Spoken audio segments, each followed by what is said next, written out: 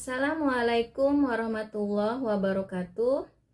Perkenalkan, nama saya Nustin Meridiana Dewantari STMT, dosen tetap pada program studi Teknik Industri Universitas Sultan Ageng Tirtayasa.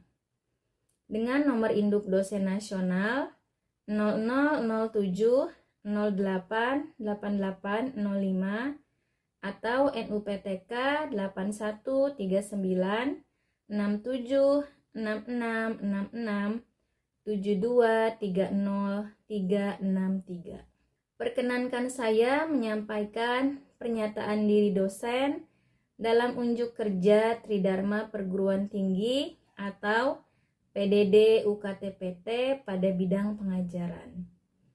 Adapun video ini dibuat dalam rangka proses sertifikasi dosen yang diselenggarakan oleh Kementerian Pendidikan Tinggi, Sains dan Teknologi gelombang 1 tahun 2025. Pada kesempatan ini saya akan memaparkan salah satu mata kuliah yang saya ampu, yaitu mata kuliah ergonomi 1 dengan metode DIA, Delivery, Interaction, dan Assessment. Beban studi pada mata kuliah ergonomi 1 sebesar 3 SKS yang dapat ditempuh pada semester 2. Proses pembelajaran pada mata kuliah ini dilakukan secara tatap muka. Pembelajaran berlangsung selama 16 minggu dengan 14 minggu pertemuan materi, 1 kali ujian tengah semester, dan 1 kali ujian akhir semester.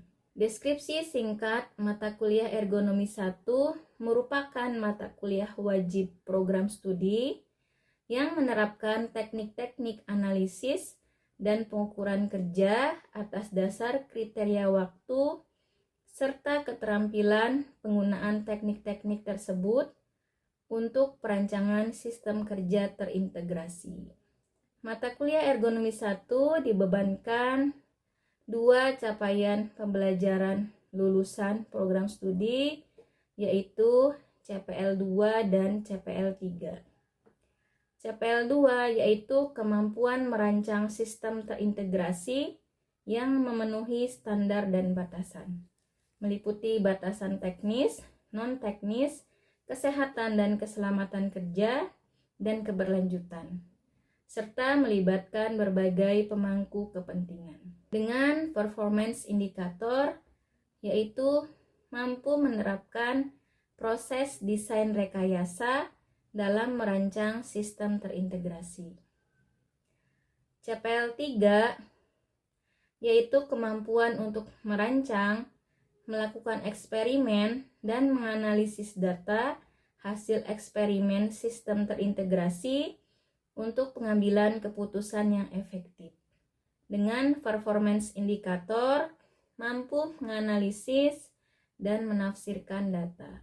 Mata kuliah ergonomi 1 memiliki CPMK atau capaian pembelajaran mata kuliah, yaitu mampu menggunakan alat-alat identifikasi masalah, dan mampu menggambarkan konsep dasar perancangan sistem kerja.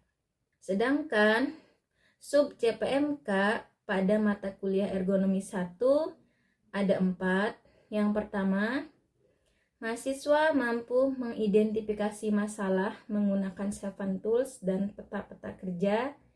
Yang kedua, mahasiswa mampu menganalisis peta kerja keseluruhan dan peta kerja setempat. Yang ketiga, mahasiswa mampu menjalankan prosedur pengamatan kerja untuk keperluan pengukuran kerja. Serta yang keempat, mahasiswa mampu menyampaikan evaluasi dan analisis sistem kerja secara tim.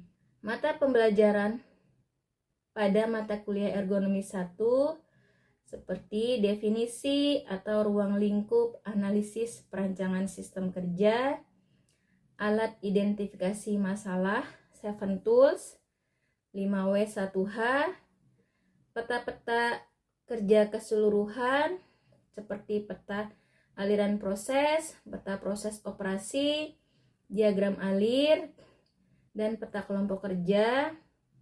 Kemudian ada peta kerja setempat, seperti peta kerja manusia dan mesin, serta peta tangan kiri dan tangan kanan, konsep ekonomi gerakan, konsep studi gerakan, pengukuran waktu baku secara langsung dengan menggunakan stopwatch dan work sampling, serta pengukuran waktu secara tidak langsung seperti work factor, MTM, dan MOST. Dengan metode pembelajaran secara DIE, bentuk pembelajaran yang dilakukan di kelas yaitu metode ceramah, yaitu transfer materi dari dosen kepada mahasiswa. Kemudian yang kedua, latihan terhadap materi yang telah diajarkan. Dan yang ketiga, diskusi yang meliputi studi kasus pada UKM terdekat.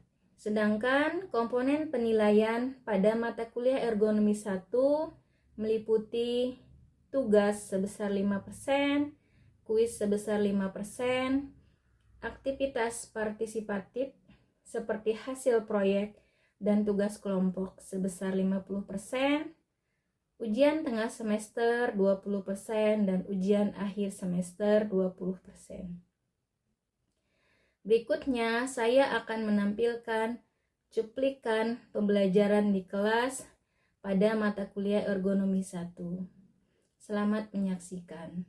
Assalamualaikum warahmatullahi wabarakatuh. Waalaikumsalam warahmatullahi wabarakatuh. Ya, selamat siang semuanya. Siang. Gimana kabarnya? Alhamdulillah. Hari ini kita akan melanjutkan materi untuk pengukuran waktu.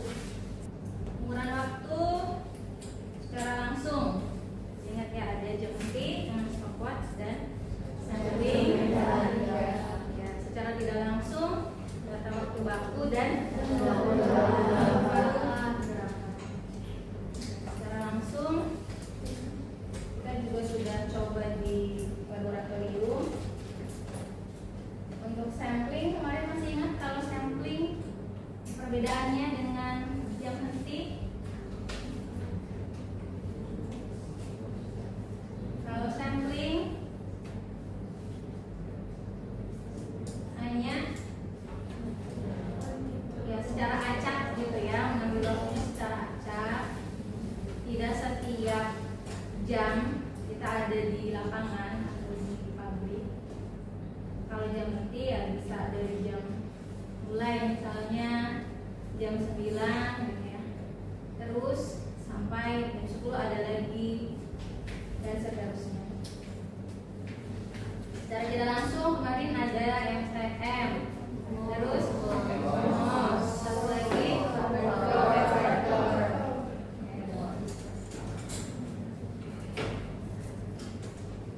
mengingatkan kembali pengukuran waktu. Ini kita mendapatkan waktu apa? Baku. Waktu yang dibutuhkan secara wajar. Apa maksudnya secara wajar?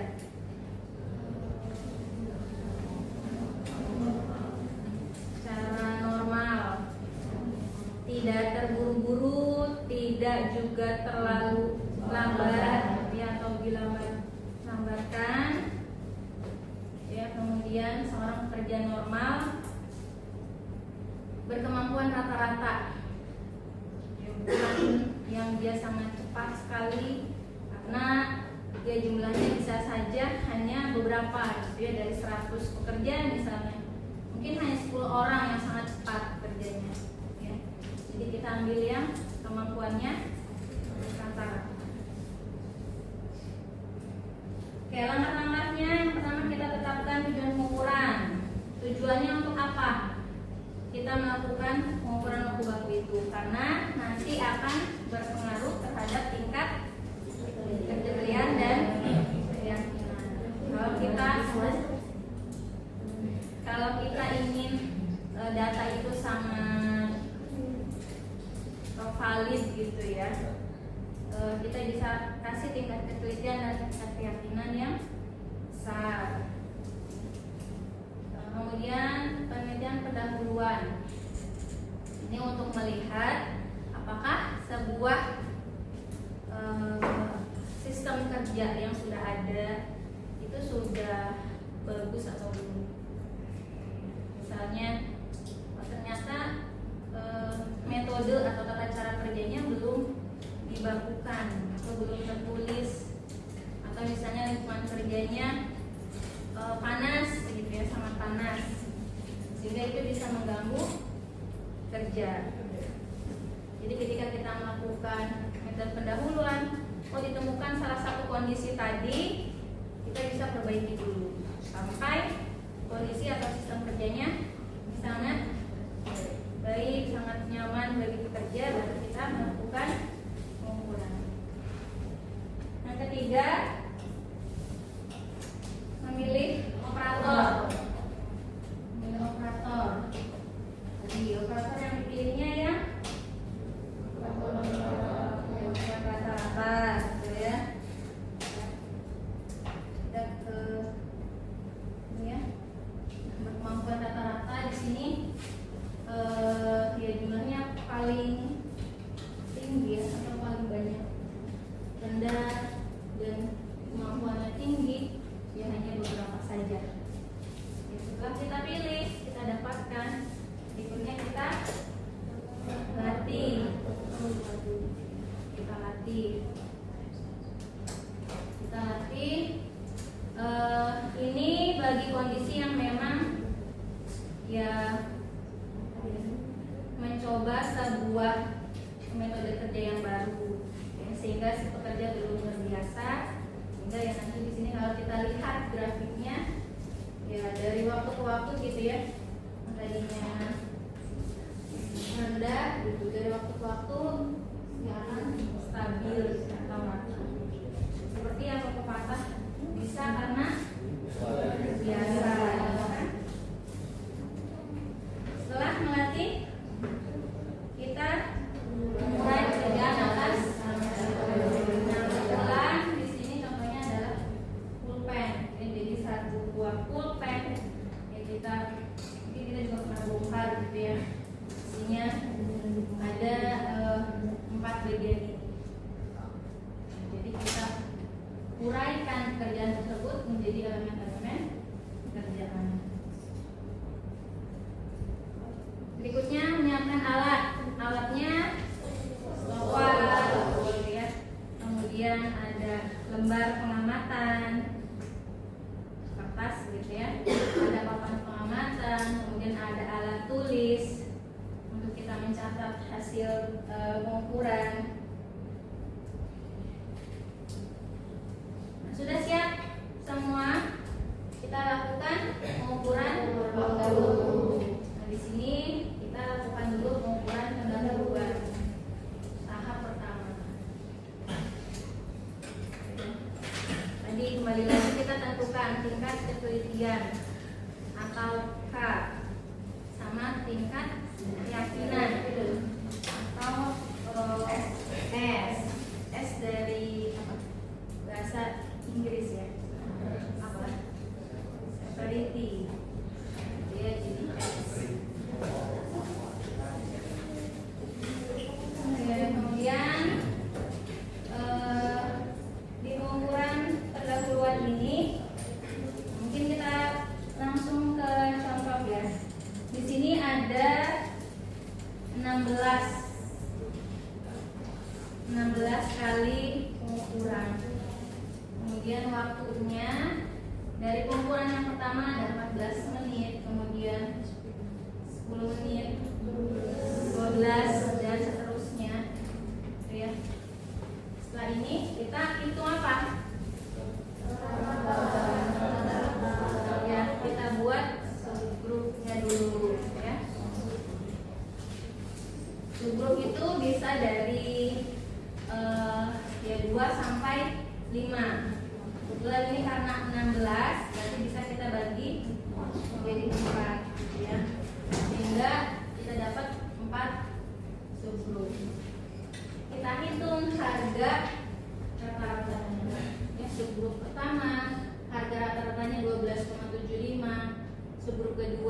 15,50 dan seterusnya, sehingga totalnya adalah 56.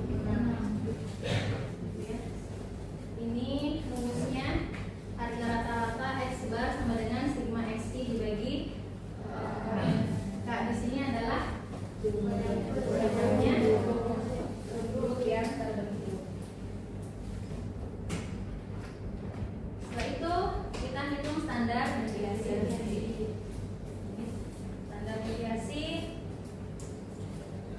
ya, akar dari sigma xj dikurangi dengan x bar dikuadratkan dibagi n x1. N nya adalah jumlah pengamatan. Jadi jumlah pengamatannya berapa? 16 dikurangi 1. Kemudian ini nilai xj atau nilai data hasil pengamatan tadi 14 x bar atau x rata-ratanya. Dari mana 14 yang ini? Dari rata-rata tadi ya, yang 56 dibagi 16 dibagi 4. Jangan ya di ini ya, 56 dibagi 4. Jadi 14 dikurangi 14 dikuadratkan, tambah 10 dikurangi 14 dikuadratkan, dan seterusnya, sehingga hasilnya adalah 2,80.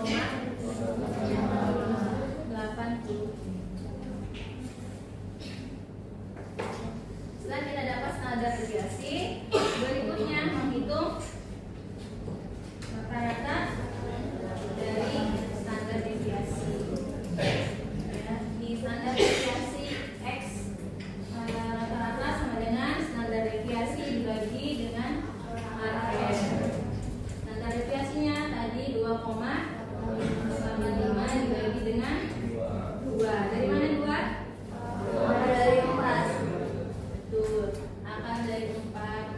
Jadi hasilnya 1,542. Kita tentukan batas kendali. Ini untuk uji apa?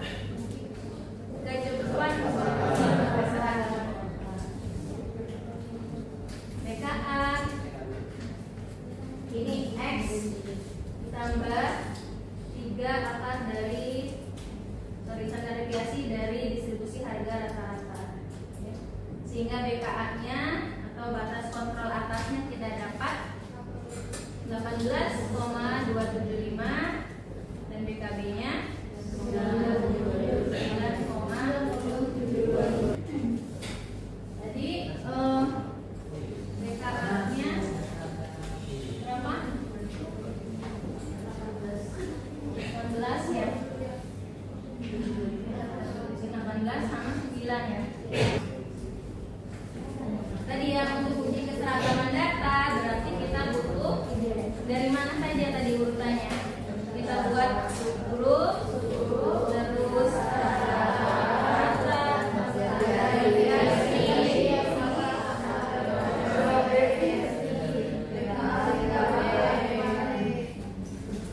ya. Sudah nih datanya seragam. Berikutnya kita lanjut ke uji kecukupan data. Uji kecukupan data ini untuk ya menentukan bahwa data hasil pengukuran sebanyak 16 kali tadi adalah cukup dan dapat mewakili. Nah, di sini kita akan membuktikan apakah 16 hasil pengamatan tadi ini sudah cukup atau belum. Ya, rumusnya hasilnya 64,19.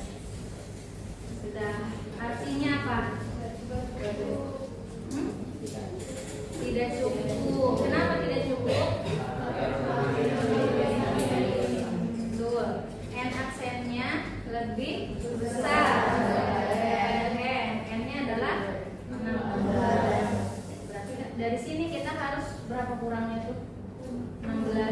50 lagi ya, 50-an. 49 lagi kita harus ngumpulin data lagi, menghitung data lagi. Oke ya. Kebetulan di sini contohnya adalah tidak cukup. Setelah itu misalnya kita anggap data sudah cukup, kita hitung waktu siklus. Waktu siklusnya tadi ya 14 ditambah 10 ya, kita hitung total semuanya dibagi dengan jumlah datanya 16. Ada yang mau ditanyakan terlebih dahulu? Kenapa harus dibagi ke grup dulu? Enggak, pas minum apa tadi? Ya rata-rata sebagian. Yang mana? Yang awal-awal tadi. Ya, ya mungkin kita lanjutkan dulu ya. Waktu siklus kita sudah dapat, kemudian kita hitung waktu normal. Waktu normal di sini waktu siklus dikali dengan waktu penyesuaian ada berapa? Ada 4. Apa saja? Ya. Kalau yang itu cara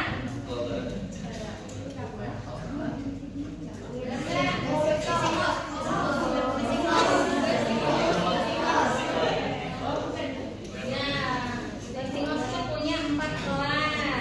Tadi yang cara itu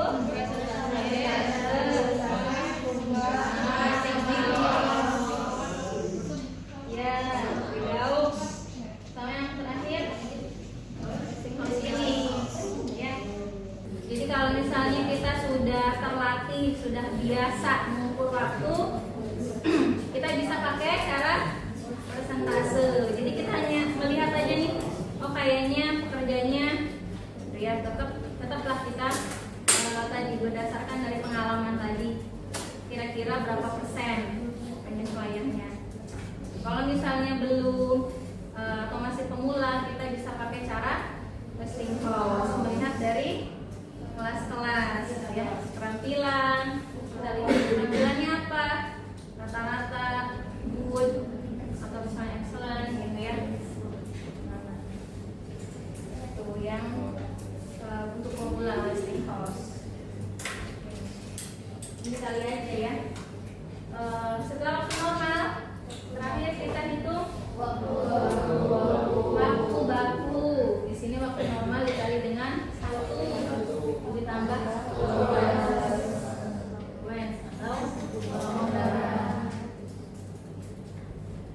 kelonggaran. Apa kelonggaran itu?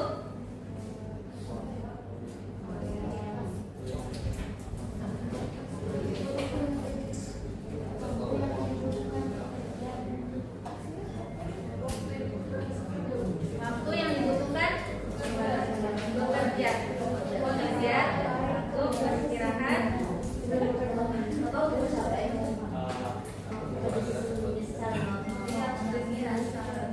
ya, ada kelonggaran untuk menghilangkan atau mengurangi rasa letih, lelah, terus untuk kebutuhan pribadi,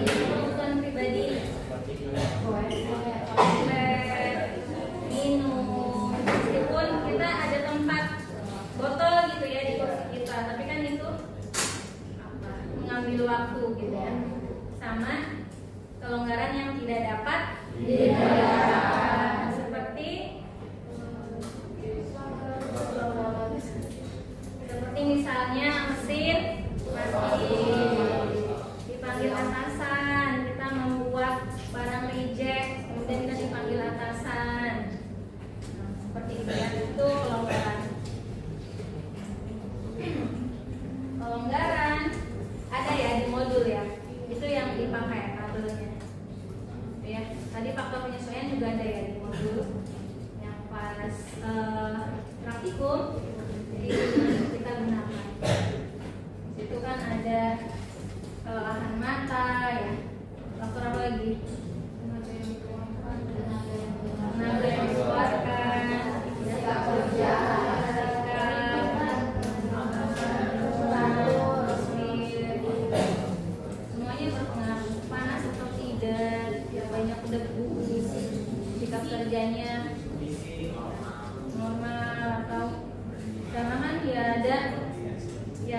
pekerjaan yang memang misal dia harus berdiri, berjinjit, duduk yang tidak alamiah, ya. Oke, sampai sini ada yang mau ditanyakan? Cukup.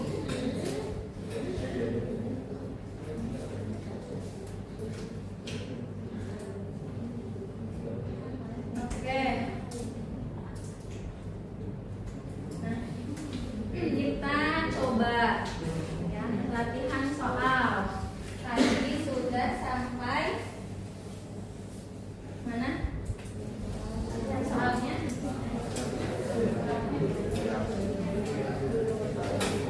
Tadi sudah serius tuh. Baru mulai. Ini ada sebanyak 18 pengukuran pengamatan. Di sini teman-teman diminta untuk mengerjakan tadi ya. Uji kecukupan data, seragaman, sampai dapat waktunya. Ya, gunakan tabel yang ada di modul. Nanti dikerjakan. Kemudian jika ada yang ingin ditanyakan silakan.